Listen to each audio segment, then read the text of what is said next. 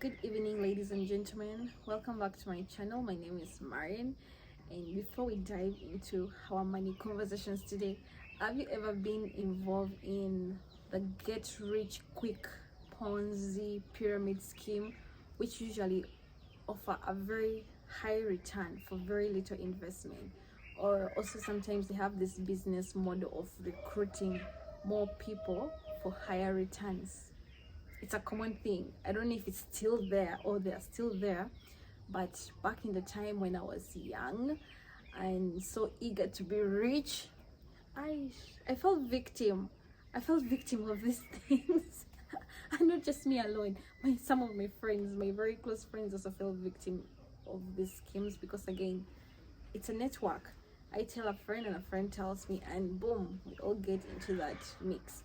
And one thing just taught me is that wealth is just like a tree. It grows from a tiny seed that you plant. The earlier you plant that seed, the better. And you may ask me, how do we plant that seed? Well, to build an estate, you need to set aside some of your earnings into savings for your first investments. It's the only way it could be. It's a long process, but it's what many have done to get rich: savings. So that is it.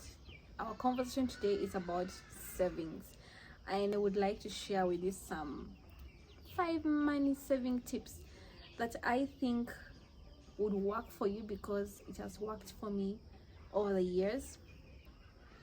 And the first one is to pay yourself first. Most time, if you're salary earner, you're going to pay the government through URA first, and also you pay institutional investors like NSSF first, because these payments are withheld even before you receive them. And then of course when you receive your money, there are expenses to really cater for. It could be housing, it could be children, basic needs. You get to pay that, and then you want to then pay yourself last with the balances that have remained. But this time, try paying yourself first, 10% or 20% every time you earn any money, whether it's business income or earned income. Pay yourself first, and then plan the rest on the balance that has remained. So that payment that you've made to yourself first, save it somewhere for your other investments. Please try paying yourself first and working with what has been left to cater for all these other expenses. And the second tip to money saving is, do not save your money in the bank unless that account is earning you some money. Do not save your money in the bank. The answer is simple: inflation. There are other avenues that when you have money with them, you're earning. For example, let's say, give it for Uganda. If inflation in 2025 is at 4 or 5%, and you're saving your money with, let's give an example, a money market fund, which is giving you a return of 11%. That difference is the net growth of your saving. Unlike if you save it in the bank, you just became poorer by that difference in percentage. So do not save your money in the bank unless the bank is making that money grow. Just do not save that money in the bank.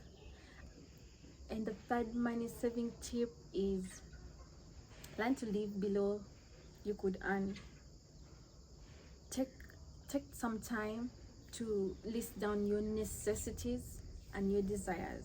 Do not have so many desires that can constrain your financials, because again, that's what always constrains our financials: very high desires that cost you a lot of money.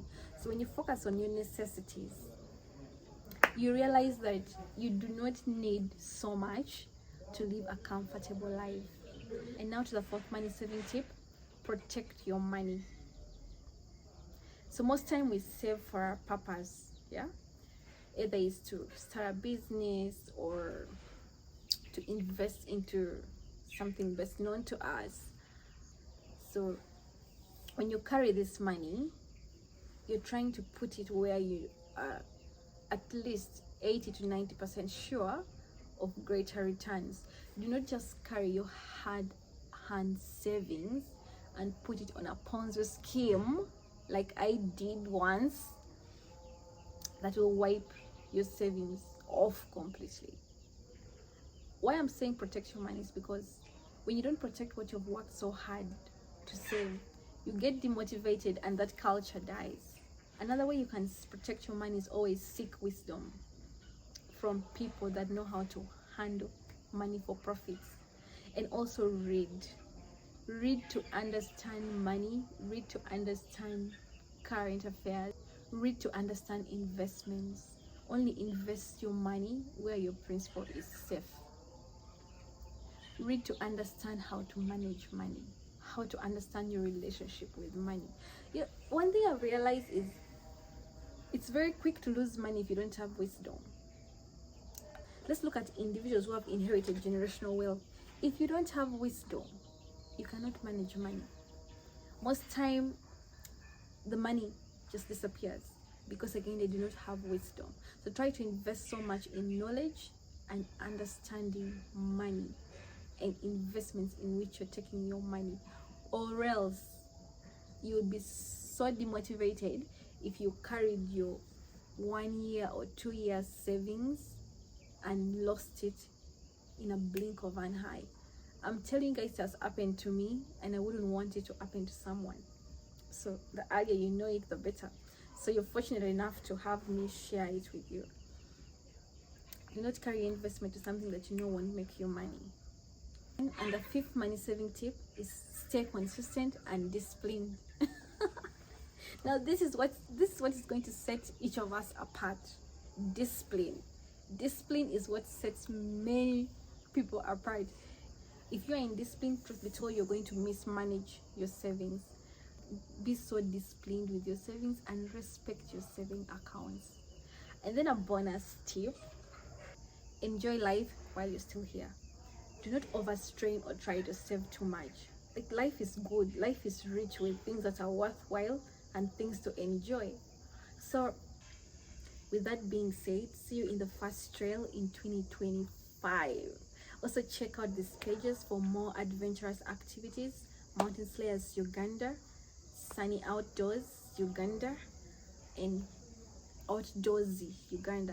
They have very nice calendars that have been released for epic places that you would like to visit in the year 2025. So see you in that trail, and also do not forget to subscribe to my channel as we continue with our money conversations and adventures journeys. Bye bye.